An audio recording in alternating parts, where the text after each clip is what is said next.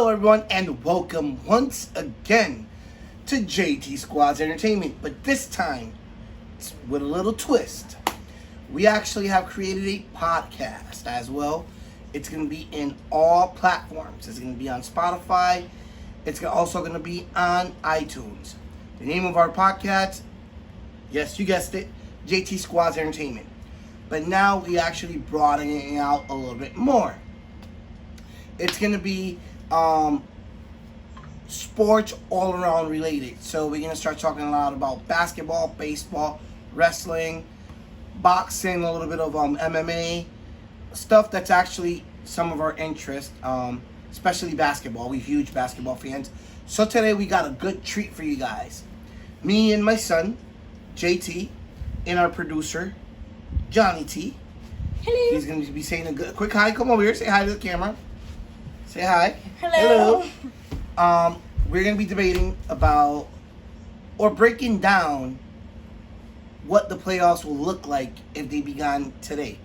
Speaking of NBA playoffs, we're going to start talking about the Eastern Conference, and then we're going to work our way over to the Western Conference. So, without further ado, we're going to start with JT. He's going to start talking about the Eastern Conference. And then if I have a debate, we'll be debating and so on and so forth. So bear with us. Here is JT. So basically, I think personally, Philadelphia's coming out the East.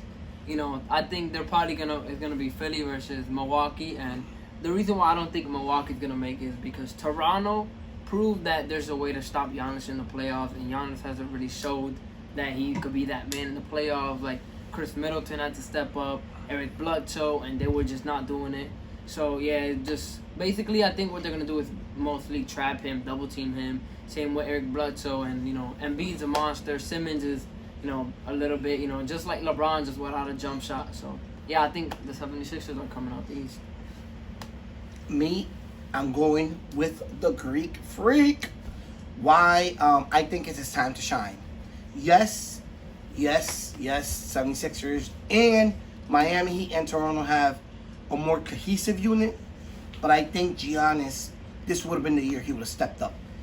And I would love for the playoffs to start, because my dream matchup in the finals is LeBron versus Giannis. But with all this COVID-19 situation going on, we don't know what's going to happen. My top three picks for the East would have been either Toronto, Milwaukee, or 76ers.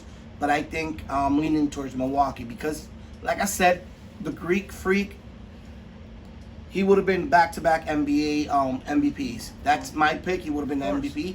Even though LeBron is having arguably his greatest season ever. At his age. At his age alone, this guy, it's literally unstoppable. He's actually almost averaging a triple-double at his age. That's unheard of. But I think, man, right now the NBA belongs to the Greek Freak. That's the future of the NBA for now. Even though LeBron is still the king. But the Greek Freak in the finals for the East, that's my pick. Milwaukee. Now, we're going to talk about the Western Conference a little bit. This is where me and Mr. here debate a lot. So I'm going to start off saying, whether you like it or not, NBA champions all the way, it would have been Los Angeles Lakers. Why I think the Lakers will run the table in the West? First, if LeBron is not producing, we have AD. And AD has made LeBron's workload a lot less than in the past. Yeah. So LeBron has not really had to carry the team on its own. And we could agree that AD is one of, or if not the best team that LeBron has ever had, other than D-Wade and Kyrie. Probably even better than D-Wade and Kyrie. Yes, but...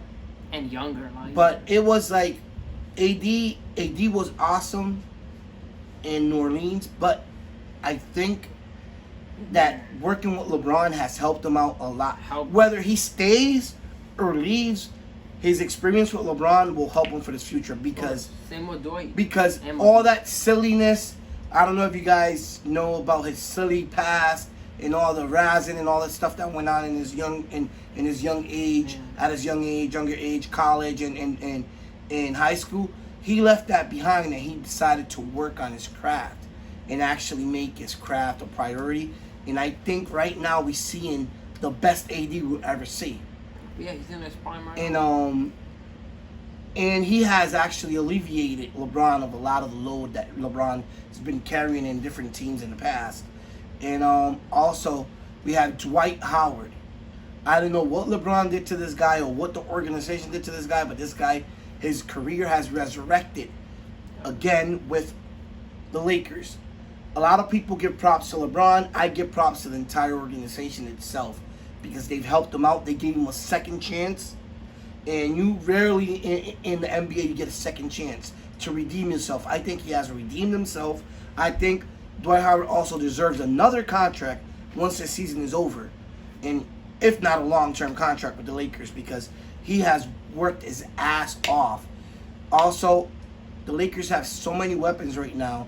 If Rondo's not producing, they could go to Kuzma, etc. We know that their bench right now, it's not the greatest bench in the league or even in the conference, but I think they have enough pieces to bother a Kawhi Leonard, a James Harden, a freaking you don't think so? I don't know. You don't think so? That Clippers team? Yeah, the Clippers is good because, but remember, we have Kuzma, they have Rondo, Okay. they have all these pieces Kuzma, which is Kuzma, not all these good pieces, anymore. but these pieces can actually help in the playoffs. Yeah, I agree. The that. playoffs is a total different team. Yeah, I And agree think that. about it, how hard the playoffs will be right now if they restarted them right now, because everybody's rested. But that's why. Okay, this is what I want to speak to right now. Which I don't know if y'all seen this video, but James Harden lost almost 20 pounds. He's been working very hard since this COVID-19. I know LeBron has, but like he's been, and like imagine like a skinny James Harden. And what would hurt him a lot is that he would he was a little chunky. He would always get tired at the end. That's why in playoff he would never show up. Maybe Houston. I'm just saying I could throw that out there. Houston, but I think it's the Clippers. If their bench, Lou Will, Montrezl Harrell off the bench, like Landry Shaman, that bench is deep. But then they got Morris. But the team thing, is way too deep. But in the playoffs, the only proven piece they have is Kawhi Leonard and Paul George. But Paul George hasn't gone as far. Yeah, it's Kawhi. As Kawhi, of course. The proven piece is Kawhi. It depends. And Pat, because Pat's It depends. It depends how much of a leader Kawhi could be to that team. Hey, he was as a leader well. in Toronto. Also, I'm throwing a big chip that the Lakers have, and the ace in their hands is Avery Bradley. Why I say that? Avery Bradley could stop any guard out there when he puts his mind and his body to it. We've seen it. He's done it to Kyrie in a couple of games. He's done it to LeBron himself. And in a playoff situation, playing in Sparks, coming out the bench, starting. He was starting for the last 3 weeks of the season. He actually took over Rondo's role.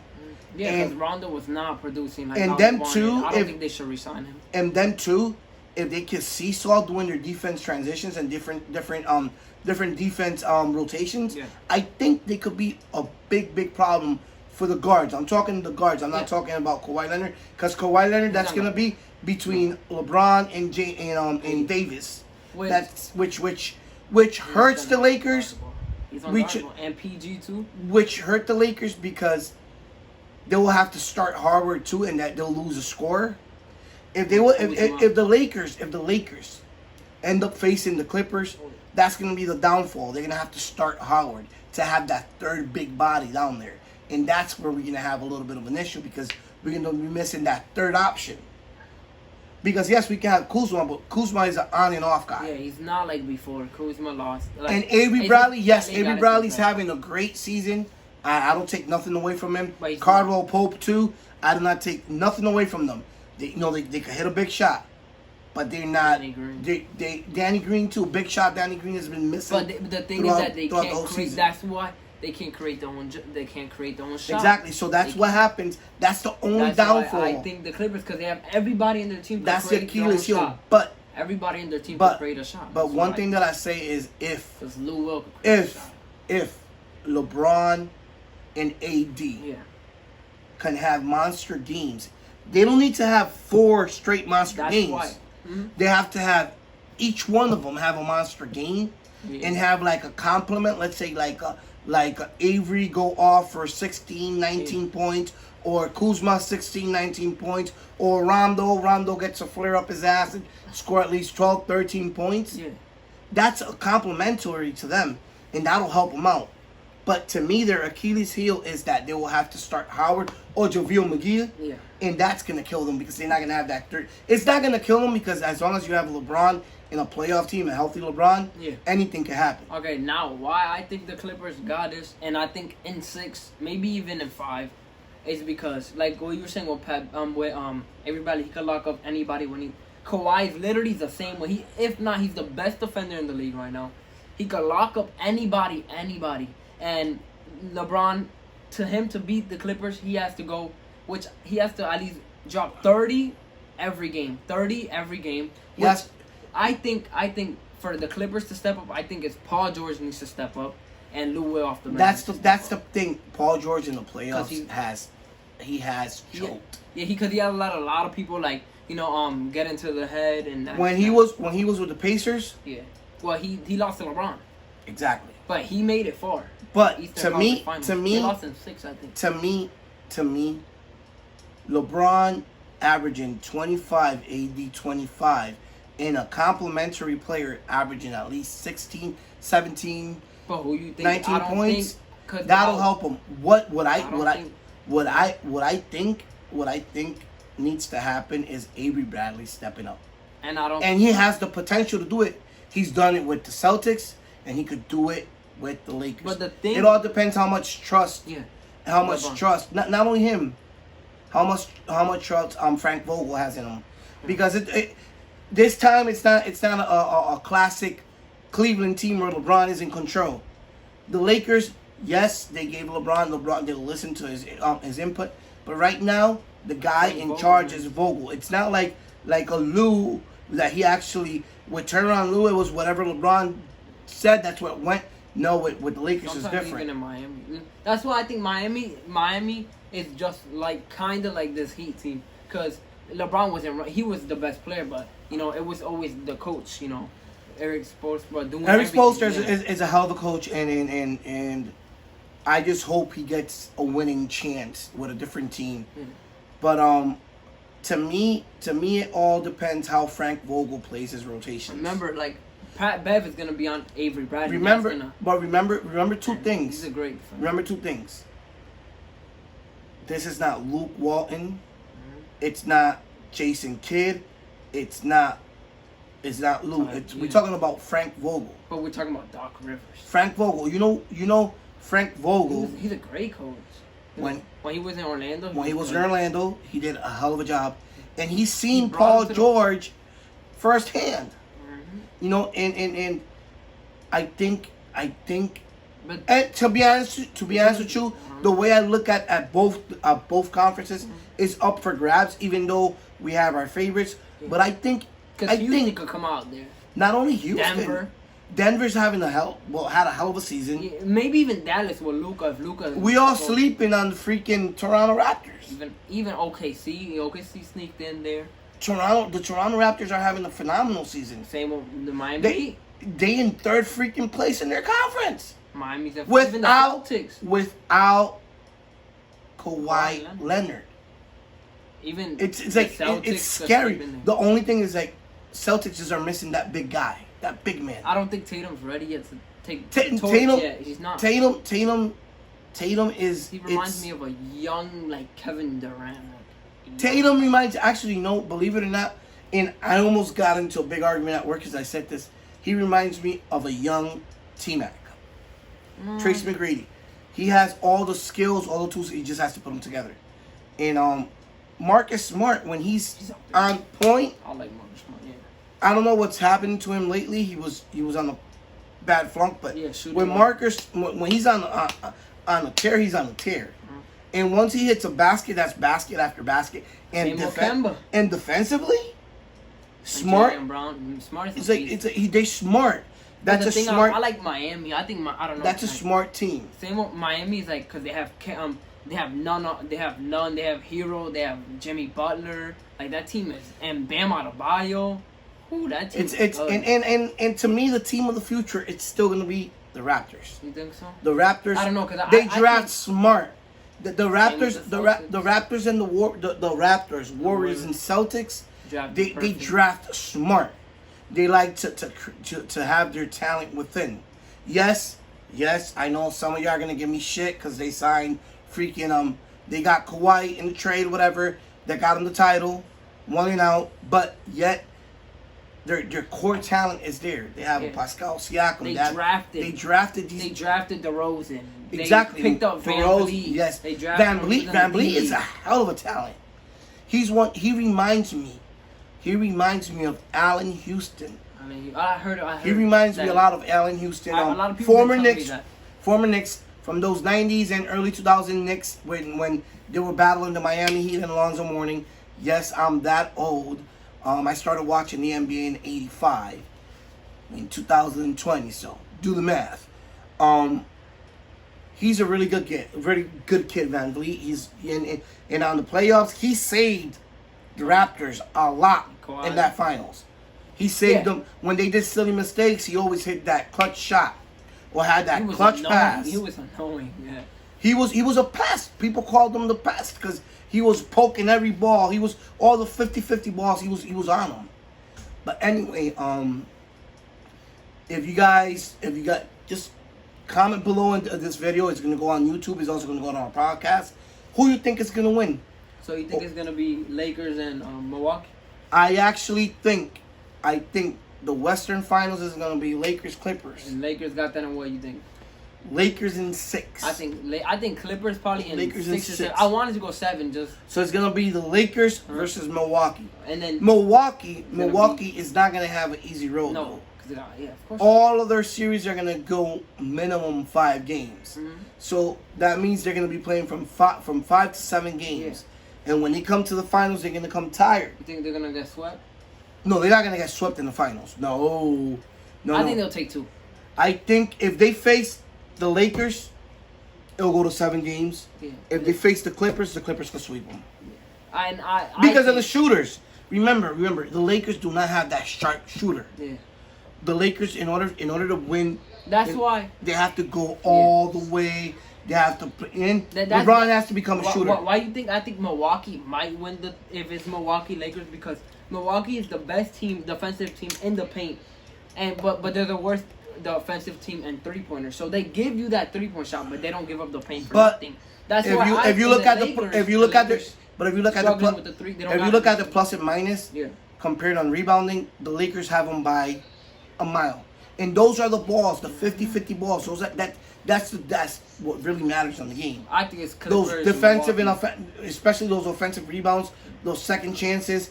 That's where you gotta think. That's why when I break down the basketball game, I try to look at that plus minuses, rebounding, turnovers. That's a big thing that hurts the Lakers is they turn over the ball a lot because they try to do too much.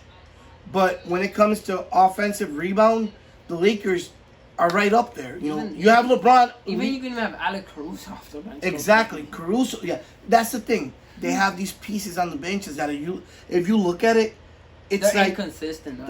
If you look at it, if they would have traded for D Rose, they would have won. I think they would have. But remember, we don't know what D Rose you're gonna get. Because Pistons, you don't. And we get all you need is 10-11. And we get the Knicks. D Rose 18 a game. That's perfect. That's all you need. But then you could get the D Rose that went to the Caps. Yeah, but so it's like same thing with Carmelo Anthony. It's a swing and miss. A lot of my friends be like, "Oh, the Lakers should go after Melo." It's a swing and miss with him. That's why I think when you say the Lakers should get Chris Paul, or I don't think they should. The difference between Chris Paul and Melo is that Chris Paul has that mentality, that leadership mentality. Melo gives up. But my favorite player, but he gives up. But you got to think about it. The way you got to think about it, it's like, even though LeBron is one of his best friends, can they coexist as leaders of the same team? And sometimes it doesn't work out. So when Shaq went to the Cavs, it never worked out. Yeah. So it just depends how the rotations are. But anyway, guys, just comment below on our YouTube channel. These are also going to be going on our podcast. And like I said, follow us. We're going to bring you guys great content. Next video is going to be, we're going to start breaking down Michael Jordan's documentary, The Last Dance. We're going to start by episodes of 2s. So we're going to be discussing episode 1 and 2, then 3 and 4, 4 and 5, 6 and 7, 8 and 9, and then we'll end with 10. You guys have any questions, just comment your questions. If you guys want us to talk of a certain topic, if you want to hear this guy talk more nonsense about basketball, hit him up. It's JT. If you guys need video editing, you guys can hit Johnny T. What's your YouTube channel? JT_07. That's our editor's YouTube channel. My YouTube channel, you guys know it because this video is going to be going on it. So just look for us on our podcast channels. We are on Spotify and iTunes. Nice so plan. thank you. Nice nice talking basketball with you, and we'll be back on Wednesday. So like we all say, be safe and peace out.